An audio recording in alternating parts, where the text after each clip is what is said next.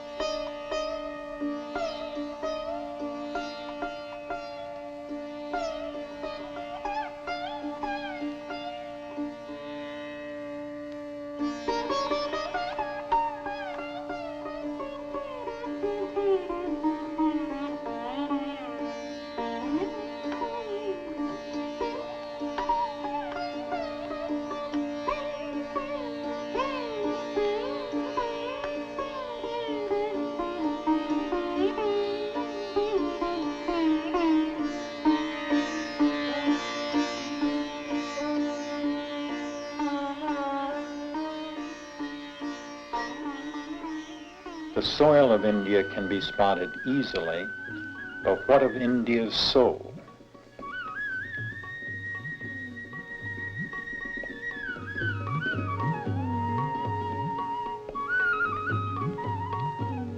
Everyone who has been to India, been physically dunked in its chemistry, agrees. India is different. I remember my first visit as if it were yesterday. The long ride from the Delhi airport. It was the smells that were the strangest. A blend of cow dung and curry rising from 500,000 cooking fires in the dusty evening air.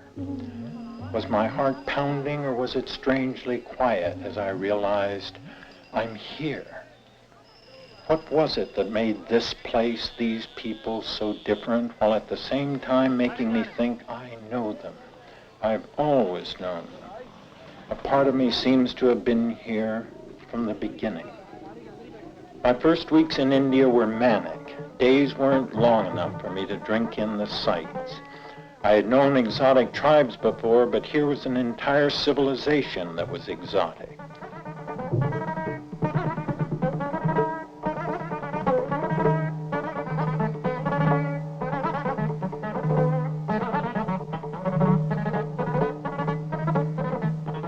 What was India's secret, the clue to her distinctiveness? I could never put my finger on what makes India different because the answer seemed to be everything. Even yogis with hair so long it's worn like a turban.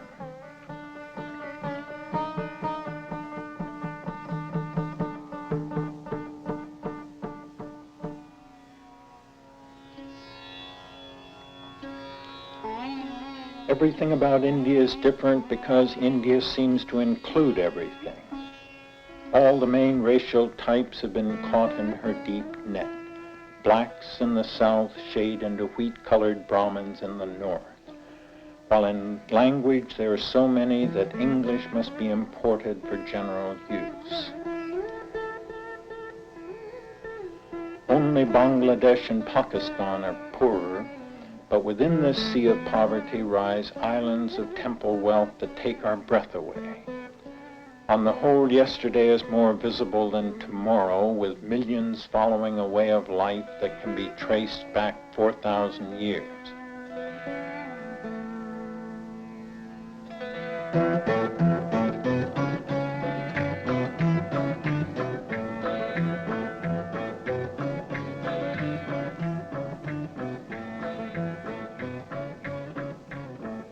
Yet alongside the ox cart and wooden plow stands a nation in some ways as modern as Air India.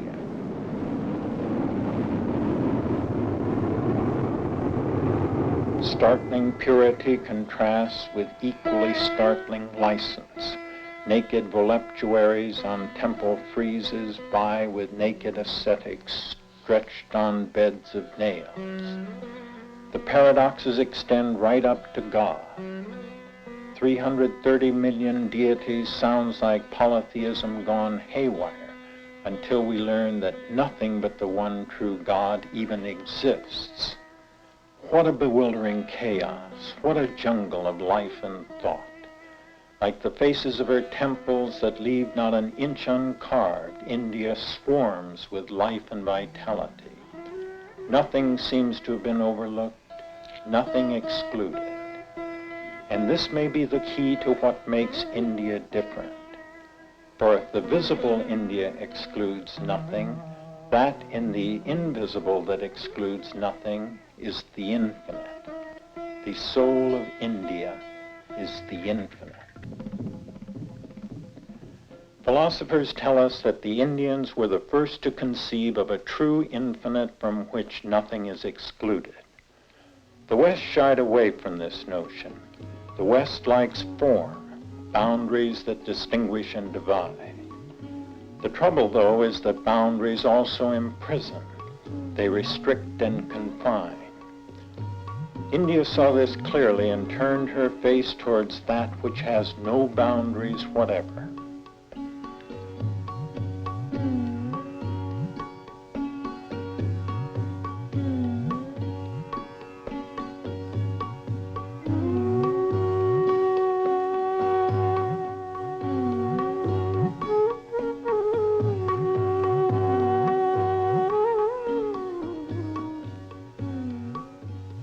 India anchored her soul in the infinite, seeing the things of the world as masks that the infinite assumes. There can be no end of these masks, of course, if they are to express a true infinity. And it's here that India's mind-boggling variety links up with her infinite soul. India includes so much because her soul, being infinite, excludes nothing. It goes without saying that the universe India saw emerging from this infinite was stupendous. This ancient observatory in Delhi reminds us that while the West was still thinking of the world as perhaps 6,000 years old, India was already envisioning ages and eons and galaxies as numerous as the sands of the Ganges, a universe so vast that modern astronomy slips into its folds without a ripple. But it's not the universe as a whole that interests us most. It's our part of it, our own planet and our life upon it. The way India saw the infinite registering its limitlessness in its parts is in the variety it pours into every corner. Take religion, for example. India assumed as a matter of course that there will be many, and she made room for them to a degree no other culture quite has. Her basic tradition is, of course, Hinduism, but how numerous its companions. Buddhism, which spread to light all Asia, began here at Bodh Gaya.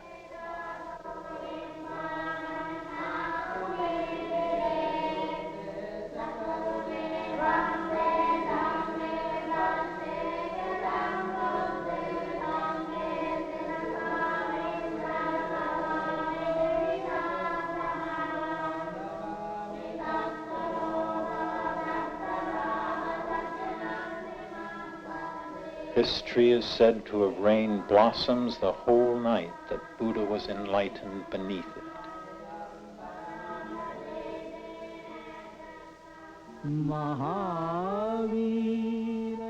Jainism, which surfaced as a protest against Hinduism, soon settled into the role of a respected cousin.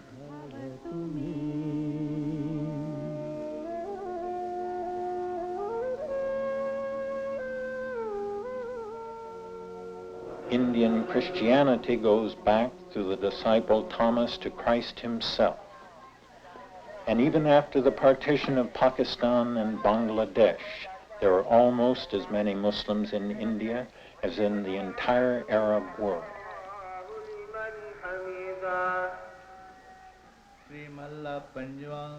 The Sikhs, here waving the whisk of royalty over their Bible, the Granth, which they regard as their living guru, worked out a kind of compromise between Hinduism and Islam. कंठ लाए अवकुन सब मेटे दयाल पुरुष दुख सिंध रहो जो मांगे ठाकुर अपने ते सोई सोई And Parsis or Zoroastrians continue right down to today, the religion of the Magi who followed the star towards the Christ child's birth. The historian of religion can find almost anything he wants in India, enacted with intensity. When we go on vacation, we tend to seek out rest or adventure. The Indian goes on pilgrimage, not always, but far oftener than we do. The last religious festival I attended in India drew some 20 million pilgrims in its month's duration. The religious strands that assembled were varied, but somehow they fit together, like roles in a single drama.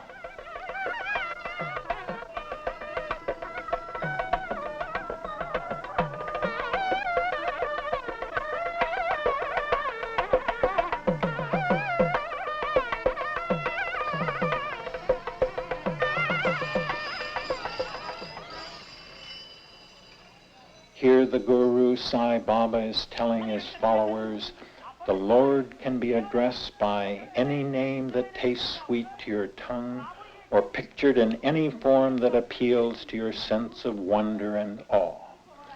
You can sing to him as Shakti, Jesus, or Allah, as the formless or the master of all forms. It makes no difference at all.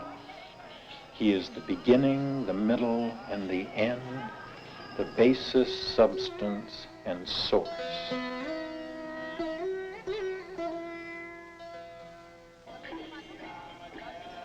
It isn't only in religious persuasion that people differ, of course.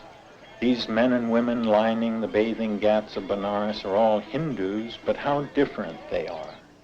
They differ in physique, but India looked past their bodies into their minds, where she found the prolificness of the infinite exploding like a Roman candle. No other civilization saw, appreciated, and classified so precisely the full spectrum of human personality types, an achievement that has earned for India the title of the world's introspective psychologist. The key to this psychological perceptiveness is her recognition of the extent to which people differ and the degree to which these differences are to be respected.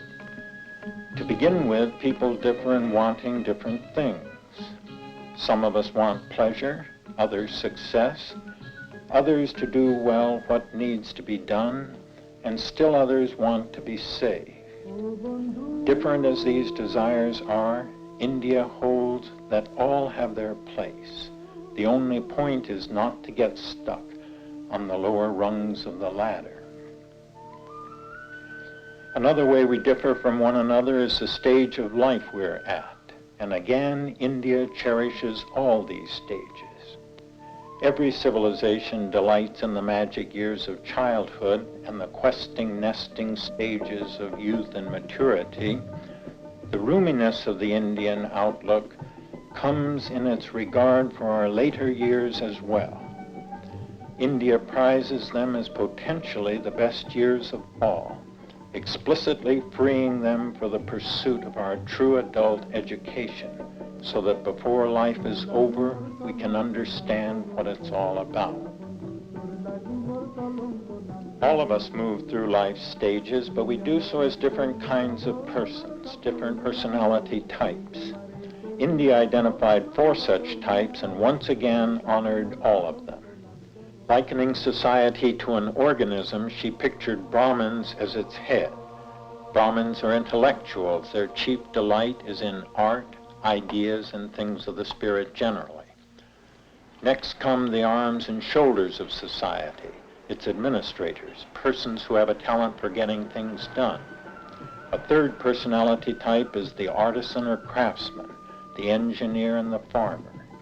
India likens these people to society's stomach, for they produce and feed us with the things on which life depends.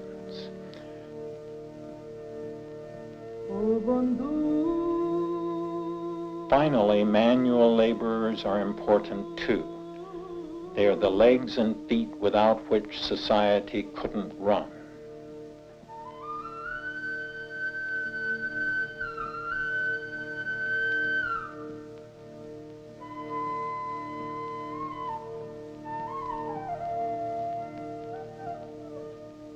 We differ in what we want, in the stage of life we have attained, in the kind of person we are.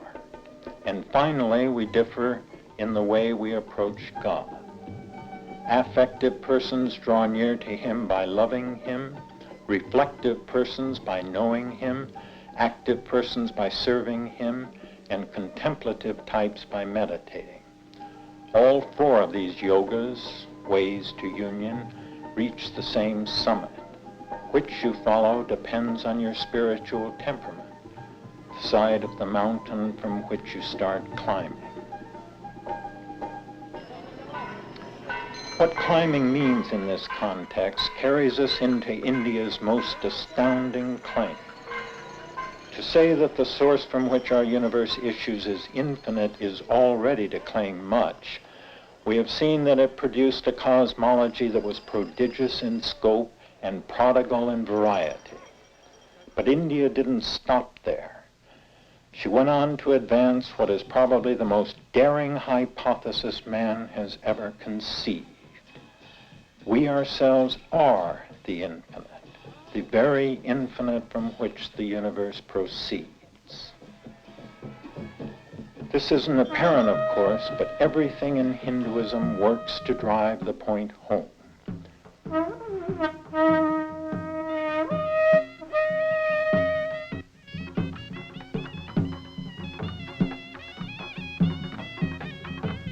It's altogether wrong to think of images like the one being paraded here in procession as idols, as if the copper itself were being worshipped.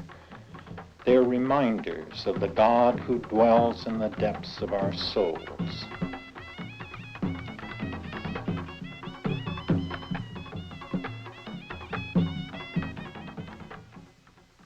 Or take altars. Every day, devotees coat this huge rock altar in Srinagar with orange paint and decorate it with mandalas made of flower petals. But wherever an altar is raised, there is the center of the universe. The world's axis passes through it. Yet no visible altar is more than a symbol for the one true altar, the human heart. And to say that the cosmic axis pierces it is to say that it is in direct touch with the infinite. Man isn't just made in the image of God, he is God. It's difficult for us to fathom the sheer immensity of the self this notion involves.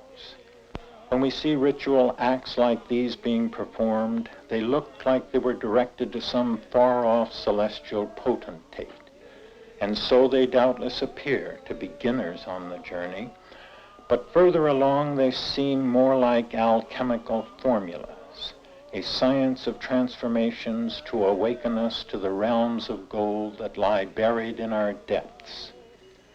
For we're kings who, having fallen victim to amnesia, wander through our kingdoms in tatters, not knowing who we truly are. Or like lovers who, in their dreams, search the wide world in despair for their lost beloved, who is actually lying by their side throughout.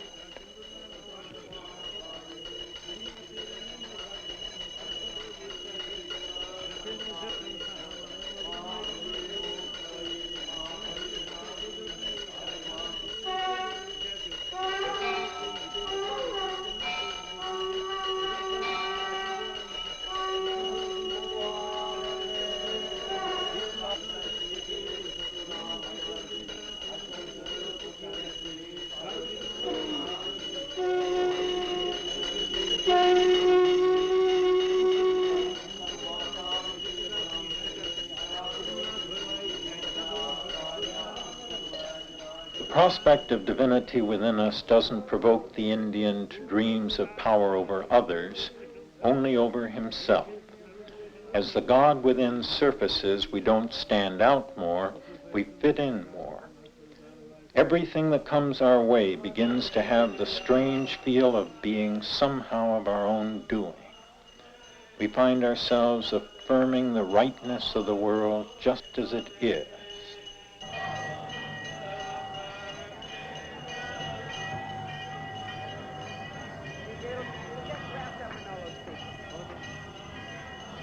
Bells announce that the ceremony is over. What remains is to carry its insight back into everyday life.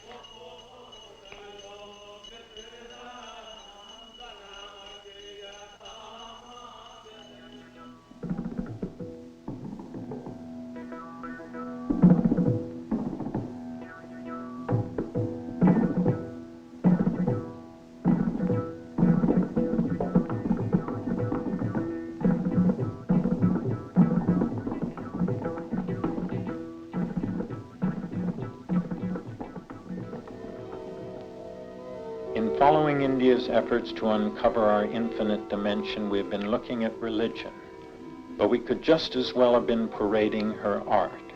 For in India, the two are the same. Art is religion, religion art. Never having depended on writing to the extent we do, she found most of her sacred texts in song and dance and stone. Far from art for art's sake, her arts are strictly utilitarian. Their purpose is to inform and transform. Inform us of the way things truly are, transform us into what we might truly be.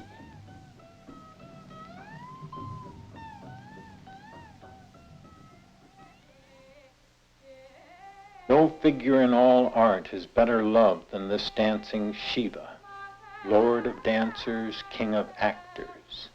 The cosmos is his theater. He dances unceasingly.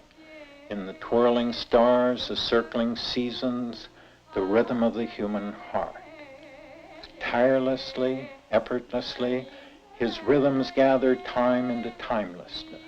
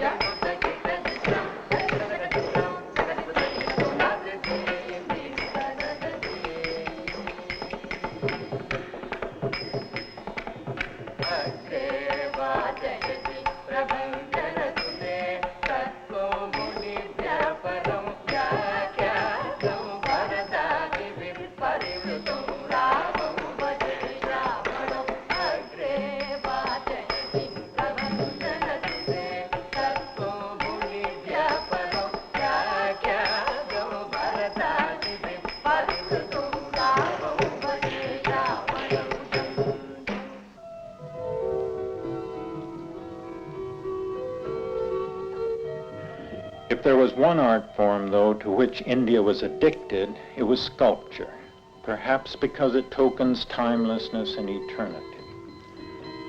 Chiseled in rock, we are presented a relief map of the world as it would appear if we had eyes to see its mystery and promise.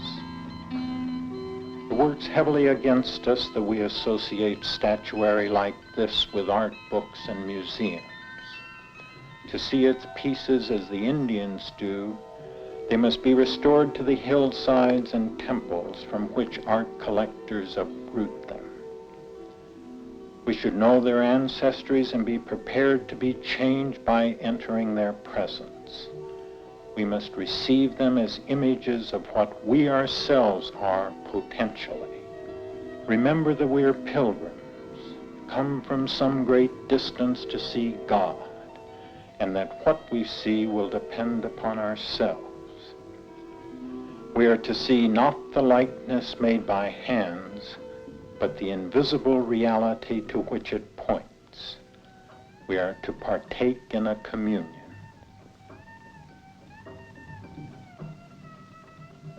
The Indians saw no point in carving replicas of the things we usually see, ordinary, pedestrian, prosaic. Art's opportunity is to see deeper than we usually do, to see the infinite, stirring in things, warming to burst their buds.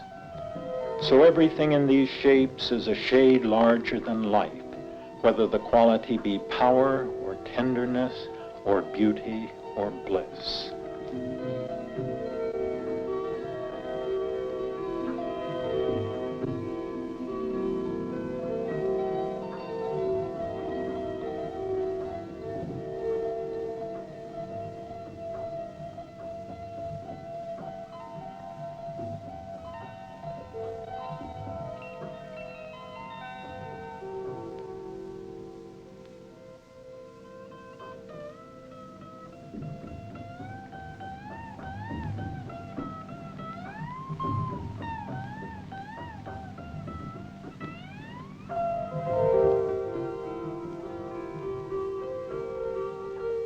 The images are of ones awakened and for our awakening, we who are still asleep.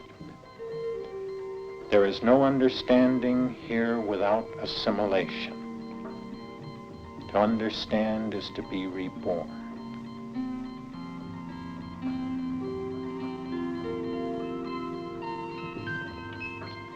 Rivers have always been vital to India, and as monsoons until recently made bridges impractical, the ferry that could carry one to the further shore became a metaphor for life. In seasons of deluge, the river's current can sweep a craft along and make it for a time seem rudderless.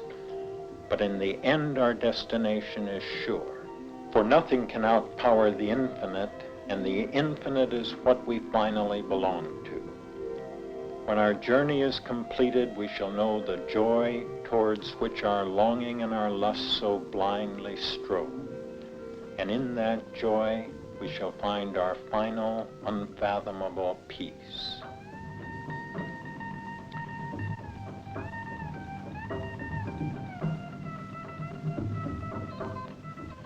Mark Twain once said that India is the only country under the sun that everyone desires to see and, having seen it once, if only by a glimpse, will not exchange that glimpse for the shows of the rest of the world combined. Yet critics say that one of the best books that has ever been written about India, E.M. Forster's A Passage to India, was written to prove that the real India doesn't exist. Yes and no, soil and soul. India's soil lies as close as your local travel agent. As for her soul, we are told that there is a place one cannot reach by going anywhere.